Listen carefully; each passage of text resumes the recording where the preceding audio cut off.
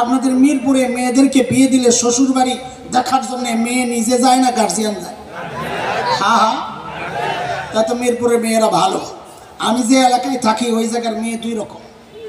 এক মেয়ে হলো মা বাবার বাধ্য সন্তান, ওর সামনে বিয়ে শাদীর আলাপ হইলেও লজ্জায় চলে যায় আরেক ঘরে, যায় সমবয়সী বা তার চেয়ে একটু সিনিয়র কাউকে পাঠায়া দেয়, মা বাবাকে বলো আমার দেখার দরকার নাই, শোনার দরকার নাই, জানার দরকার নাই, ওনারা যেখানে দেয় দেখি। আরেক শ্রেণীর মেয়ে আছে ঢাকা শাহবাগের গভীর রাতের স্লোগান কন্যা, পোলাপানের লোকে বসে বসে বিড়ি টানে, কি টানে। ওরে যদি বলে এই তোর বিয়ে দেখতেছি, আমার ওস্তাদরা কাছে আমি কইতে পারতাছি না, একটু হালকাভাবে কই, আমারে মাফ করে দিলি কি কোন আপনারা আপনারা একটু সুপারিশ করে দেন। ও মেয়ে কি বলবে, বলবে আমাকে একটু সময় দেওয়া লাগবে, বেটার অপশনটা চুজ করার একটু সুযোগ চাই, কারণ আমার আগের যাদের সাথে সম্পর্ক ওইটা ভালো হবে না, তোমরা যেটা দেখছো ওইটা ভালো হবে, আমাকে একটু আগে ছেলের বাড়িঘর দেখে তাকে দেখে তার খোঁজখবর নিয়ে আমি জানাবো, আমি একটু সময় দাও বাবা, ডেডি আমাকে একটু সময় দাও। আপনারা মা বাবার বাধ্য সন্তান না অবাধ্য সন্তান? তাহলে বুঝেন আল্লাহ আমার বাবা মাকে জান্নাত থেকে কেন ঘুরায় আনছেন, যেন কিয়ামত পর্যন্ত নাস্তিক মুরতাদদের জবান বন্ধ হয়ে যায় যে না না না না আমরা অন্ধবিশ্বাসী না, না দেখে জান্নাত কেনার জন্য রেডি হই নাই, বরং আমরা মা বাবার বাধ্য সন্তান। আমাদের বাবা আদম জান্নাত দেখছেন, আমাদের মা হওয়া জান্নাত দেখছেন, আমাদের আর দেখার দরকার নাই। শয়তান কয় সর্বনাশ, এই হুজুর তো বড় কট্টর হুজুর, দেখা যায় কম দেশের হুজুরে না। হুজুর আপনারা ধোকা দেওয়ার জন্য রাস্তা আরেকটা আছে, সেটা কি?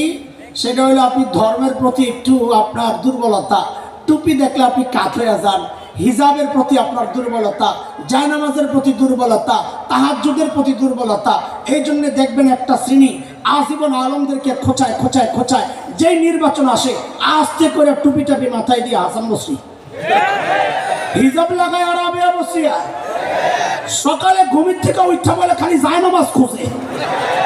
আরেকজন পাওয়া গেছে প্রতি রাতে 80 রাকাত তাহাজ্জুদ পড়ে। সুবহানাল্লাহ সুবহানাল্লাহ, আমার আফসোস আরে মরে গেলাম কার কাছে, এই পিসাব এতদিন আসিল কোথায়? নিয়ত পাল্টাবো চিন্তা করতেছি, এর মধ্যে শুধু পিসাব পালায় গেছে। এখন খেলা কার সাথে খেলবো বলেন আপনারা? ঠিক এই পদ্ধতি শয়তান অবলম্বন করছে।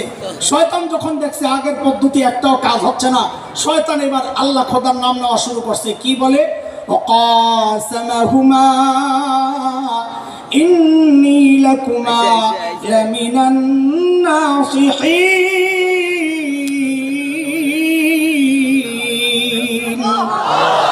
আল্লাহর কসম খায়া বলি আমি আপনাকে হিতাকাঙ্ক্ষী, আমারে ভুল বুঝেন না। সুবহানাল্লাহ, শয়তান যার হিতাকাঙ্ক্ষী হয় তারা শত্রু লাগে না। মাথা জাগাইস না, লাভ নাই, আর পরে আইব, চিন্তা করিস না। দেখছেন বলাবেন টের পায় না।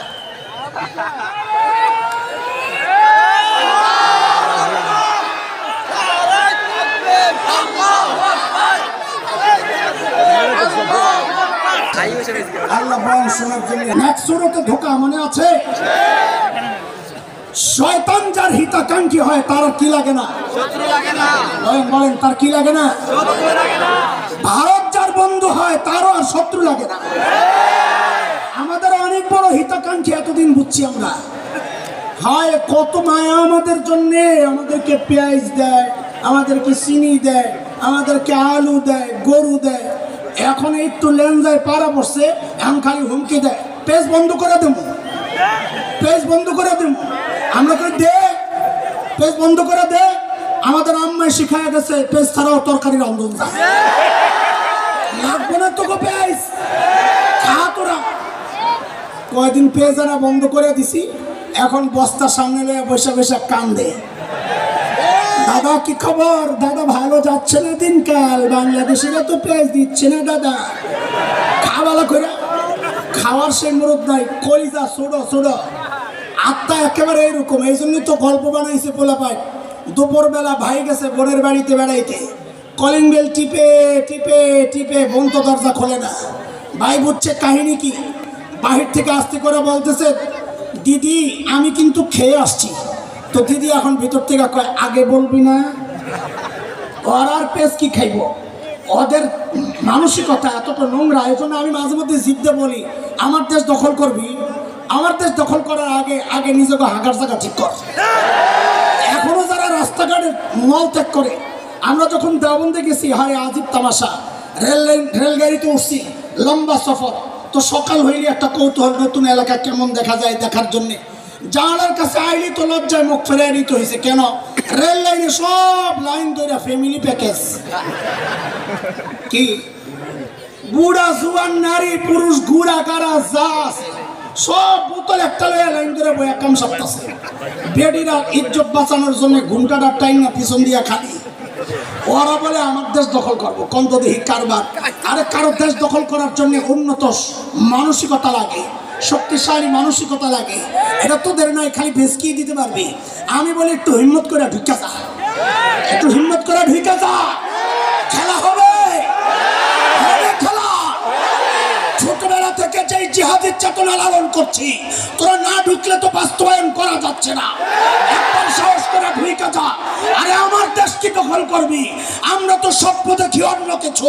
আলহামদুলিল্লাহ আমাদের স্বপ্ন বাস্তবায়ন শুরু হয়ে গেছে।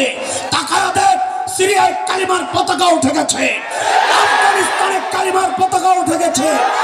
আমরা স্বপ্ন দেখি ইনশাআল্লাহ খুব শিগগির দিল্লির লালকেল্লায় আবারও কালিমার পতাকা পতাকা করবে।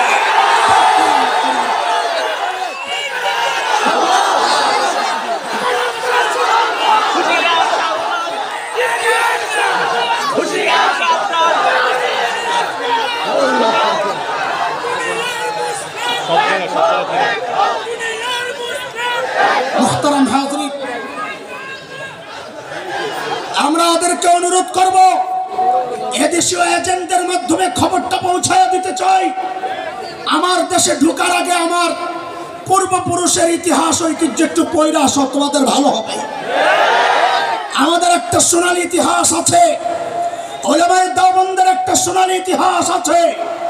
উলামায়ে দেওবন্দের রক্ত যখন এই জমিন স্পর্শ করেছিল, ব্রিটিশ লাল কুত্তারা পালাতে বাধ্য হয়েছে। উলামায়ে দেওবন্দের রক্ত যখন আফগানিস্তানের জমিন স্পর্শ করেছিল, রাশিয়ার শেখ ভল্লুকেরা পালাতে বাধ্য হয়েছে। উলামায়ে দেওবন্দের রক্ত যখন তালেবানদের শরীর হয়ে আফগানিস্তানের জমিন স্পর্শ করেছে, আমেরিকা নেটো লাল কুত্তারা লেজ গুটায়া পালাতে বাধ্য হয়েছে। এটা হচ্ছে আমাদের পূর্বপুরুষের ইতিহাস। কিন্তু নতুন প্রজন্মের নতুন পেগাম শুনে নাও, আমরা নতুন এক ইতিহাস তৈরি করতে চাই। সেটা হচ্ছে, যদি আমার দেশ হুমকির মুখে পড়ে, দ্বীন আর শরিয়াত যদি হুমকির মুখে পড়ে, কোন বিদেশি যদি আমার দেশকে দখল করার জন্য ঢুকে যায়, আল্লাহর কসম একটাকে পালাতে দেওয়া হবে না।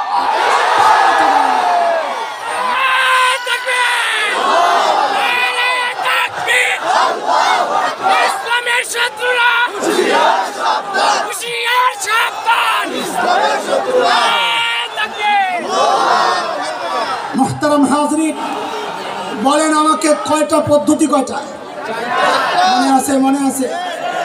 1 নম্বর, 2, 3,